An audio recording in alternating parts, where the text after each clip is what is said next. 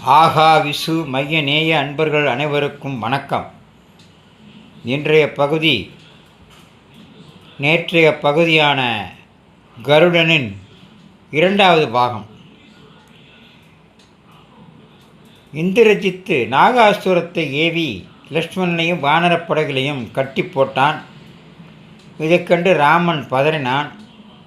இதை அறிந்த மகாவிஷ்ணு தன்னுடைய தம்பியான ராமனுக்கு உதவி செய்ய நினைத்து தன்னுடைய வாகனமான கருடனை வேகமாக போர்க்களத்திற்கு அனுப்பினான்.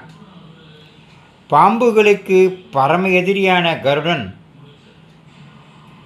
தன்னுடைய மகாவிஷ்ணுவின் தம்பிக்கு நேர்ந்த ஆபத்தை உணர்ந்து வைகுண்டத்திலிருந்து விஸ்வரூபம் எடுத்து மின்னல் வேகத்தில் இலங்கை போர்க்களத்தை நோக்கி பறந்து வந்தார். கருடன் போர்க்களத்தின் வானவெளியில் தோன்றி தன்னுடைய பெரிய இறக்கைகளை அசைத்து பலத்த காற்றை வீசிய அந்த நேரத்திலேயே லக்ஷ்மணனை சுற்றியிருந்த நாகங்கள் அனைத்தும் பயந்து நடுங்கி அவனது உடலை விட்டு நாலா பக்கமும் சிதறி ஓடின. கருடன் தன் கைகளால் லக்ஷ்மணனையும் மற்ற வானர வீரர்களையும் மென்மையாக தொற்று தனது இறக்கை காற்றால் அவர்களின் உடலை தடவினார். கருடனின் தெய்வீக தீண்டலால் லக்ஷ்மணனின் உடலில் இருந்த விஷம் அனைத்தும் முறிந்தது. அவர் பழைய பலத்துடன் புத்துணர்ச்சி பெற்று உடனடியாக எழுந்து நின்றார். அதாவது கருடனுடைய இறக்கையால் காற்று வீசி அந்த இறக்கையால் தடவி கொடுத்தவுடன் லக்ஷ்மணனிடம் இருந்த விஷம் அனைத்தும் முறிந்து போய்விட்டது. ஆக பாம்புக்கு எதிரி கருடன்.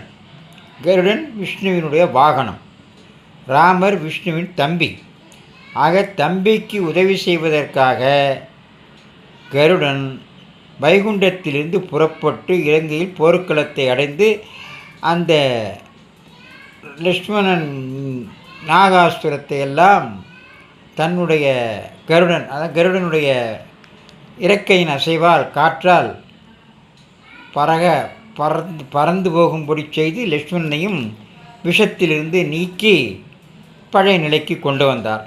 இந்த உன்னத உதவியை செய்த பிறகு கருடன் ராமலட்சுமணர்களை வணங்கி அவர்களின் போருக்கு வாழ்த்து கூறிவிட்டு மீண்டும் வான்வழியாக தன்னுடைய இருப்பிடத்தில்